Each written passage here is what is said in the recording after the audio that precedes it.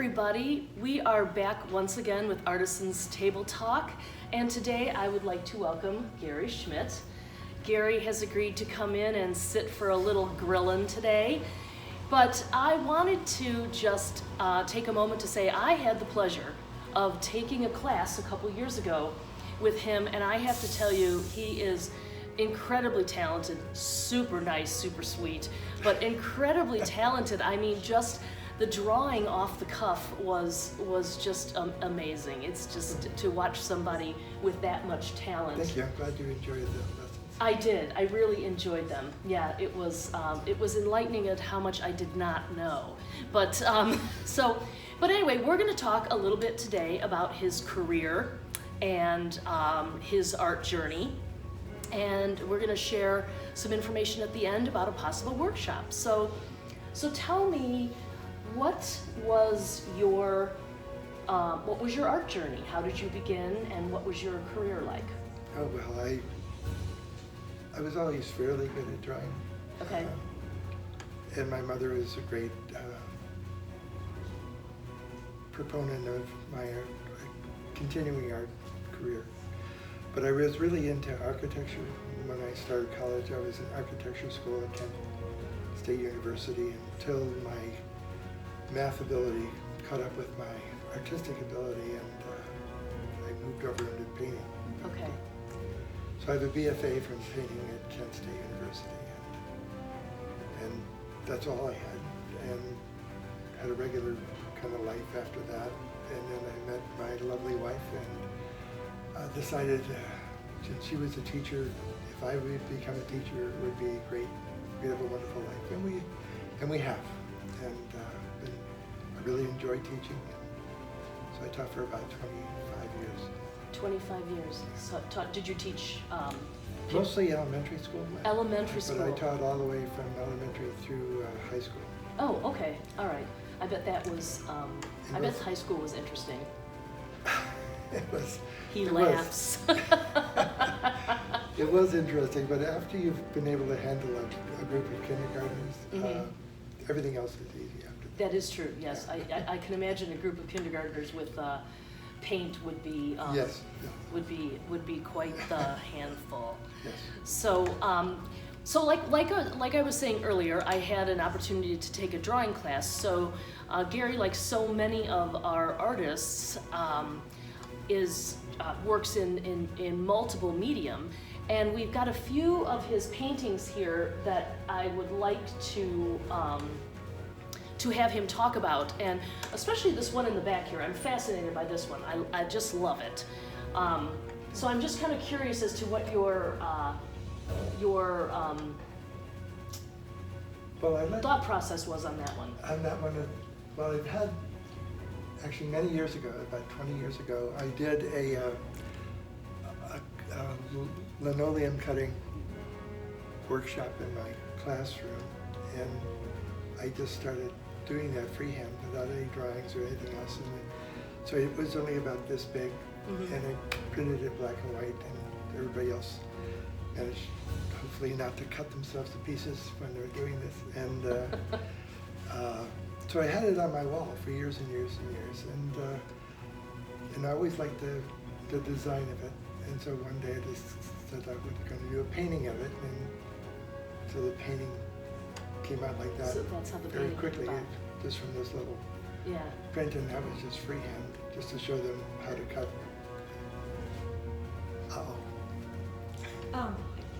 It really represents your pottery work too. That's one of the things that we were talking about. Oh, really? Yeah, because your pottery's got such form to it, and everybody that's seen that painting has been just enamored with it. Oh, really? So, Nice. yeah, I mean, so that's kind of a mindset to take on it too. So Since it came from represents the pottery. Since it came from this black and white print, I was free to just do whatever I wanted to with it. But if you look at the pot right next to it too. Yeah. Well, so that's a good lead-in. So here we go. I want to read you something. I want to read a little excerpt here, and we can be the judge of what do we think this is. So this is a part of a little bio that Gary had given us. And it says, "Most of my artistic pursuits throughout my life have dealt with painting, drawing, and photography. When I retired, I sought to work in a new medium and found clay. Clay has allowed me to use all of my previous experience in design and problem solving. My goal in my clay work is to create unique sculptural forms in a relationship with the line, shape, and color of the designs that interact with them. I hope you find that I have been successful." I think he's been incredibly successful. See, I got so excited there I couldn't say it. I was absolutely just enamored with the pottery work when you brought it in. Oh, It was, I'm just gonna shift over here a little bit, get out of the way. I'm gonna shift this just a little bit so you can explain. I am just fascinated by how you, well, first of all, what goes through your head when you are creating some of this pottery work, and second of all, how do you do it? I mean, how do you do it? Well, I usually start with a form. As soon as I got into it, I filled up about 4 sketchbooks with ideas. They just came flooding into me. And so I have all these things I haven't even gotten to yet. But some of these forms are stolen right from the Cleveland Museum. Okay. There's a little teeny mace. It's Mexican, Aztec, pre-Columbian, that's in the museum. And I saw it and I thought, well, that's a really interesting form. And so it's more like this piece back here, and then I extended it to be this type of piece. I have several more like that, but I came from this little mace-like shape. And I will make these pots and keep them around for a while. And then the idea for the design just sort of evolves. I'll have them around for 2 or 3 weeks, just in the fired. Just in the fired stage. Before I glaze them, and then eventually the design comes to them. Comes to them. So I'm curious because we have such two. In my opinion, we have these beautiful landscape, almost impressionistic style with these landscapes, and then we have this almost extreme architectural style. Yeah. That's true. I was right. Pretty much what. But pretty much what happens. Yeah. But it is. I mean, do you prefer one over the other, or is it whatever your mood you're in? For a long time after I retired and I got into clay, that's all I did. And so over the last maybe 3 years, I have had a studio in one room of my basement, and where I paint, and then a larger studio is clay. And so when I'm busy between things, I've thrown something, or it's waiting for it to dry to the right state so I can put them together, I will go and paint. So I'll go back and forth between the two and try to make myself as productive as possible. Now, do you find that you tend to, your painting, you gravitate more towards the softer, more impressionistic style because of the paint, but then the clay just gives just lets your imagination be more crisp or precise? They're both, to me, they're both playful in a way. The painting is just relaxed, and the great thing about painting in oils is you just keep painting until you like it. Yeah. And I was a watercolorist for a long time, and that's really stressful to me. I was always, because of my architecture training, I always had a set idea of what something should be. The house should come out like the plants. Right. Okay. And so, but with painting, it took me a long time to free up and just be playful with it. Okay, so you know, that's a really good, I can see that because with the way you started with architecture, Yeah. the pottery and the painting in the back, to me, represents that mindset so much more than these two paintings Sure. do. And so, you know, this was, whereas this has come out of your retirement, Yeah. in reality, this is almost where your mindset was to begin Start- with, it's start very- with, It's very true. you know, years Yeah. ago. And then this style of painting is more where you have evolved, Yes. which is interesting. Because Yeah. that's a lot different than I painted in college. And, Okay. All right. Is there one that you prefer over the other, or it's just? not really. Still love being able to do both things. Yeah, you just like, you know, just whatever the mood you're in. Yeah. Yeah. And if I think of an idea or see a form that I think I would translate to something else. Some of these designs, like this one here, came from just walking down the street in New York and seeing someone with a big carpet that had a similar design Okay. to that. And I just like, and when I saw that form, it just seemed like, well, I'll put that design on that form. Now, are these put to? I'm very inexperienced with pottery. So are these put together by?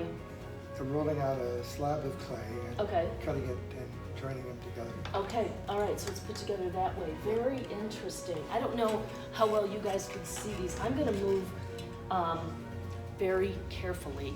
I'm going to move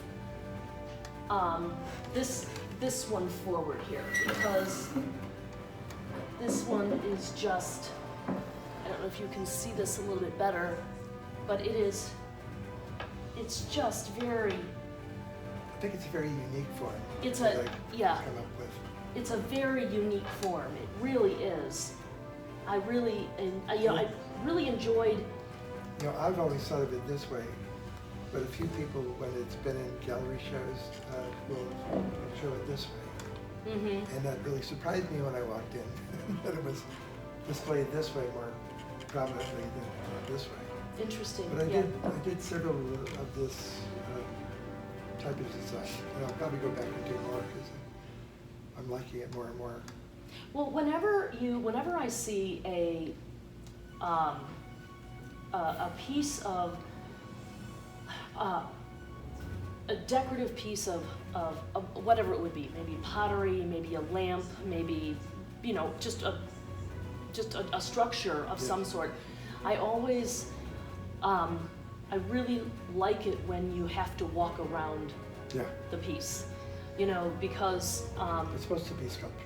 it's supposed to be, yeah, it's supposed to be a sculpture, but you know, oftentimes you don't, you know, oftentimes when you have a vase, it's a vase, Yeah. and you know, and It's the same on all sides. it's the same on all sides, and I really think it's just, I just really think it's when you're forced to walk around a piece in order to see it clearly, I really think it just, for me at least, it just makes that piece so much more, it just grabs me so much more than it does for just you know. A lot of my early work was the sort of flat, two-sided pieces, and so both sides of those pieces are done entirely different. So Okay. you may like one for a while and then turn it around. It's like getting 2 for 1. Well, it is though, so I'm gonna stand up very, very carefully here, and actually I'm going to pull this one down because Monica and I were debating earlier Which side you want? which side we wanted to put out. So he's probably breathing very heavily now as I'm moving this. So we have this side, and then you have this side. So it really is, you know, you do really have 2 pieces in one. You know, you decide to do a little redecorating, we're just gonna spin this around, and now we've got red in our decor.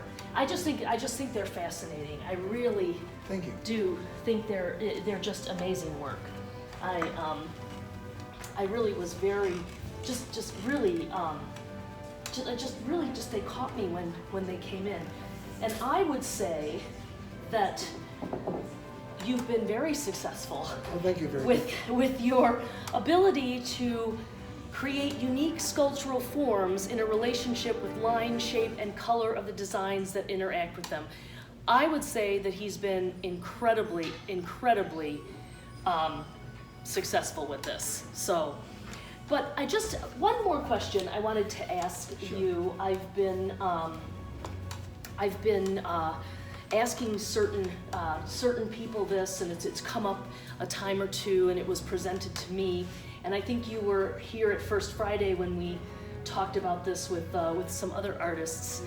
Have you found that the experiences that you've had over the last year or so with COVID and just all of that stuff, the life that we've had the past past year and a half, Yes. couple of months, has it changed your outlook on or not your outlook, has it changed your thought process at all about your art? I don't think so. I think I was really fortunate that I can go down in my studios and just work. I like being at home. I've created a really beautiful, I built and designed my house. So I've designed Oh. 2 homes. So that was my architectural experience. I was going to say, once again, here we go, he's coming back to the architect. So we've created a very lovely environment, and it's just, so I was very fortunate. So you were lucky enough to have an oasis. Yes, very much so. Yes. And I think anyone who's retired, who doesn't have a passion for doing something, I think retirement can be really challenging if you don't have something you really want to do with the time that you'll have. Yeah, that's true. I mean, I could very much see that. Yeah, where if you don't have something that you're passionate about, retirement Could weigh on you, I think. could weigh on you. Yeah, that's a good way to put it. It's probably why my mother almost kicked my father out of the house. But anyway, so that's a whole nother story. Yes. But, well, so I mentioned earlier that we were going to have some information. So we are going to try to get Gary to do a drawing workshop for Artisan Corner sometime in September, should we say? No, October, November. October, November. Okay, October, November. And then I have heard rumors that possibly maybe in September we're going to be doing a couple maybe artist Visits, yeah. workshop, or not workshop, studio visits. Yes. That we're going to be doing some studio visits. Yes, I'm working on cleaning up my studio now. Nobody's going to be in mine anytime soon, that's for sure. I need about 3 months. I was going to say, when is that? 2 months away. Yeah, so in September, so we are going to possibly, we're working on it to get some of these artists to open up their creative spaces. So you guys can see actually really what goes on a little bit behind the scenes. That would be kind of fun. But, so we're working on that, and we will keep you posted, but we will keep you posted on both that and on the workshop, the drawing workshop. If you're interested, check the website, watch for it. All the information will be there, and you will register on the website as well. So anyway, Gary, thank you so much. Thank you. For coming today. It was such a pleasure, and I hope that you will come back and do another table talk with us. Perhaps. You do this so well. Oh, for off the cuff. Anyway, thank you so much, everybody. We'll see you next time. Bye-bye. Bye.